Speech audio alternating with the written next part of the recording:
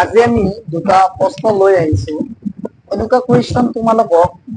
যিবিলাক কম্পাৰিটিভ এক্সাম আছে সেই এক্সাম বিলাকত সুধি থাকে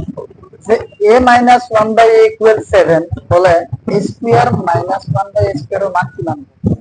চোৱা তোমালোকে ইয়াক কৰিবলৈ হলে a plus b whole square ৰ মেথডত বহাব লাগিব হয়নে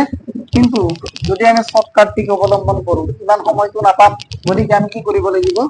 শৰ্টকাট এটা ট্ৰিক অৱলম্বন কৰিম এই অংকটো কৰাৰ কাৰণে ইয়াত কিমান আছে প্ৰথম চোৱা ইয়াত কিমান আছে 7 আছে 7 ৰ বৰ্গ কৰা 7 স্কয়াৰ কৰি দিয়া কিমান হ'ব 49 হ'ব কিমান হ'ব 49 হ'ব ইয়াৰে লগত তুমি 2 প্লাস কৰি দিয়া ইয়াৰে লগত কি কৰিব লাগিব 2 প্লাস কৰি দিব লাগিব কিমান হ'ব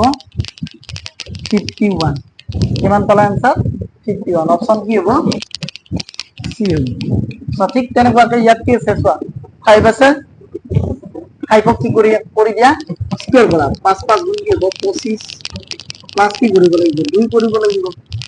কিমান হ'ব आंसर 27 এনেকে তোমালোকে কম সময়ত অংকবিলাক কৰিব পাৰিবা